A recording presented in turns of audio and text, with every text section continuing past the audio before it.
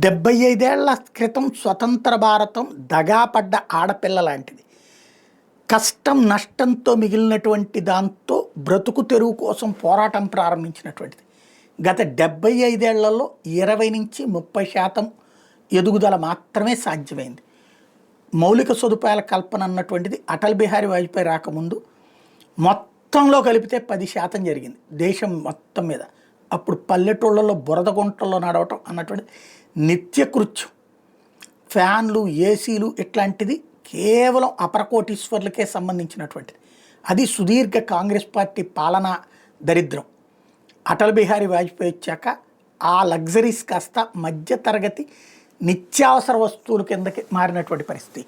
Phone అంటే వామ్మో అది బలిసినోడి ఇంట్లోనే ఉండాలి, గ్యాస్ అంటే వాయువో బలిసినోడి ఇంట్లోనే ఉండాలి.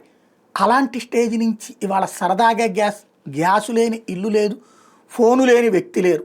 ఆ స్థితికి తీసుకురాగలిగారు అటల్ బిహారీ వాజ్పేయి. అది కొనసాగించి ఇవాళ నరేంద్ర మోడీ దగ్గరకు వచ్చాడు, పతాక స్థాయికి చేరింది. అయితే ఈ మౌలిక వస్తువుల కల్పనలో భాగంగా వేసినటువంటి 4 line, 6 line, 8 line, 10 line, 12 line roads అన్నటువంటిది అమెరికా తర్వాత సెకండ్ ప్లేస్లో ఇవాళ రోడ్డు కనెక్టివిటీ ఉంది.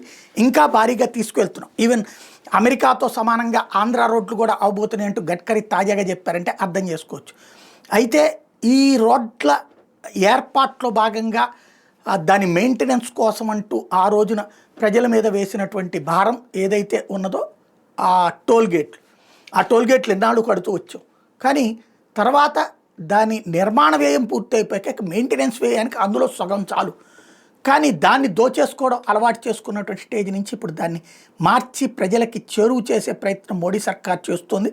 అందులో భాగంగా ఫాస్టాగ్ యాన్యువల్ పాస్ 3000 రూపాయలది రేపు ఆగస్టు 15వ తారీఖున రిలీజ్ కాబోతోంది.